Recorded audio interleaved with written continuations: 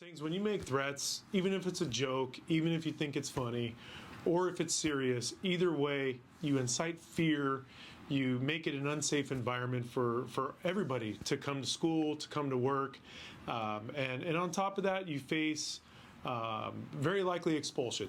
We're talking being expelled from school, not even just a suspension, a detention, or anything like that. We take it very seriously. We investigate all threats, and whether it's a valid threat, a joke or not, you will be facing expulsion, and we never want it to get to that point. We want you here, we want you thriving, we want you doing well. So let's make sure we keep it that way. Hey everyone, so I'm here to talk about how words matter from a personal point of view.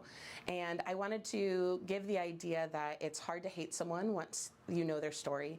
And I think that if that was something that this campus could really think about, and if each and every one of us could commit to really trying to understand that every single person is going through things more than we could ever understand, more than we could ever just see by seeing their faces passing in the hallway or standing in the lunch line. And if all of us could just understand that we could be so much kinder and more understanding of everyone and their stories and their situations, and knowing that our words can have such an impact on how we make or break somebody's day, we all might be a little bit more cautious about the words that we use. And I want to leave you with the idea that we all have a chance to think twice, but speak once. And once your words are out there, they are out there, and the effects of how they might impact somebody are beyond your control once they're out there. So I want to leave you with this. We all have a chance to think twice, but to speak once. And once the words are out there, there's no taking back what you've said. So let's all work to be a kinder, more understanding campus. Hello, Mustang family. Coach Singleton here. And I just wanted to share some words with you that, words matter.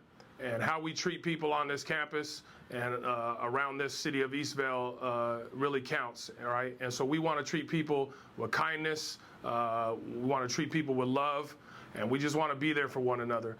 So let's be great Mustangs. Let's watch what we say and how we treat people. Let's not be jerks on this campus to one another. And let's just continue to just grow and rise up to be the best school that we are in the state of California. And let's just continue to be there for one another, guide each other, and treat people with that love that we all know that what we have. And so let's just continue to be the best at getting better. Today more than ever, your words really do matter. Not only the person standing in front of you, but the people around you that can hear you are listening to your words. So choose carefully what you say and think before you say something. There are charges that can be filed against you for false threats. 422 PC says that you cannot make a criminal threat, even in a joking manner. It's the same kind of thing where if you're sitting in a movie theater and somebody yells fire, it's going to create a stampede.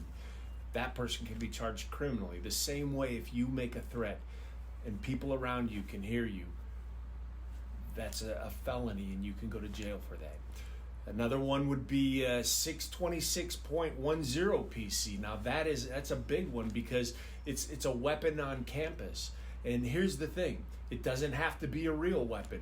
It could be a fake gun. It could be an Orbeez gun. It could be anything that fires a projectile. It could be a knife, pepper spray, but anything that you guys bring to school that could be used as a weapon would definitely be classified as a weapon on campus, and you could be criminally charged.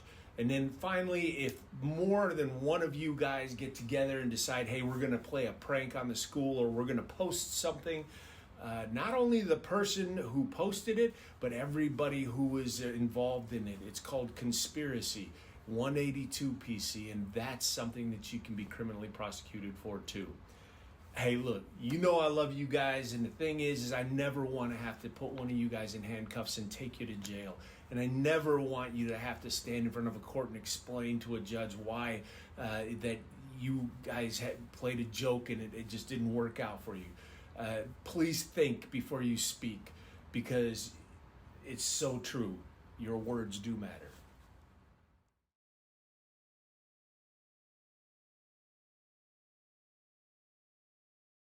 Desensitization within us. I just think the constant exposure to like the stuff we see on social media and the jokes, you joke around, how you joke around with your friends and how you speak and like your body language and all that.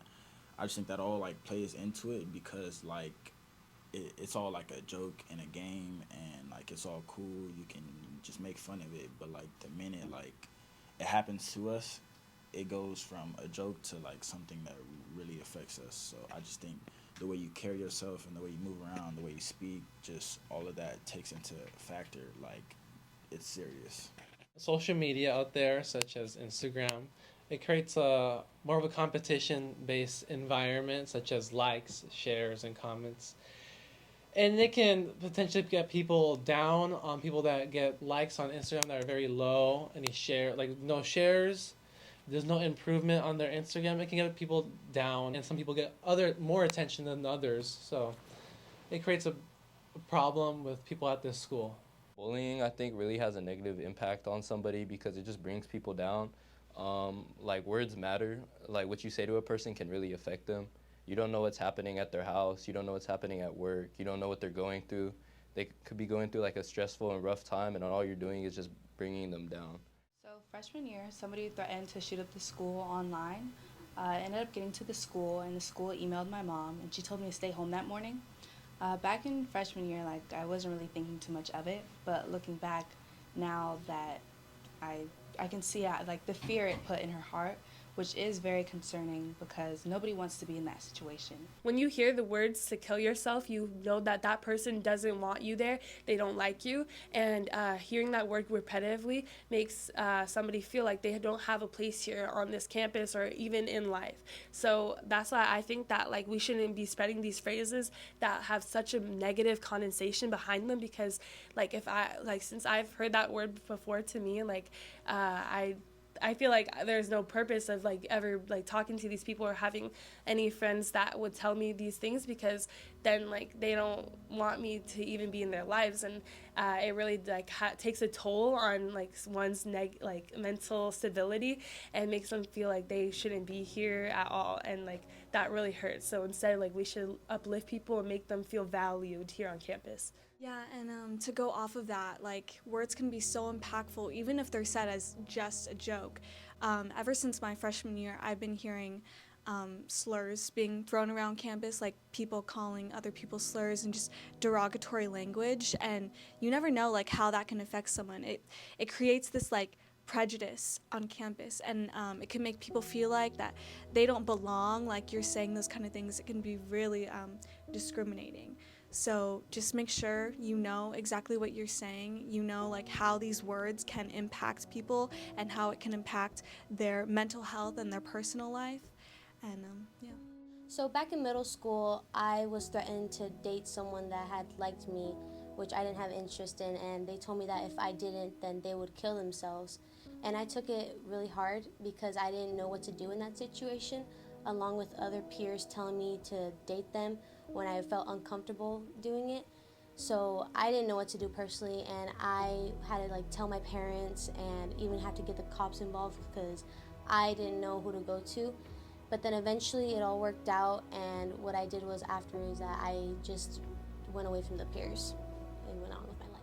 And the thing about words are that they can also build you back up.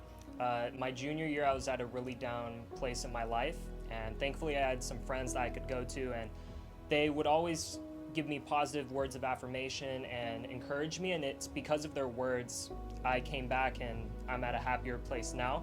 So Mustangs, the thing about words is that while they can put you down, they're also one of the most powerful tools that you can use to build someone back up. So if you see someone feeling down or someone that's going through something, go talk to them, because your words can truly make an impact on their life. Social media can have many negative effects to like who you are as a person. It can change like your behavior around people who you love and like people who you socialize with, and it can also affect their mood too. And seeing like the likes, the shares, like if you do a live video or you post or anything and you don't get the amount of views or likes and stuff that you expect to get, it can be really damaging to your self-esteem. If you see any like mean comment on it too, like it could also be detrimental to your self-esteem and your confidence, because you always want people around you who can lift you up and like just make you feel like you're welcomed and people actually care about you. But when people are giving those hateful comments and they don't only do it one time, but they do it multiple times, that's when it starts really hitting you deeply, and it can be very detrimental to your self-esteem.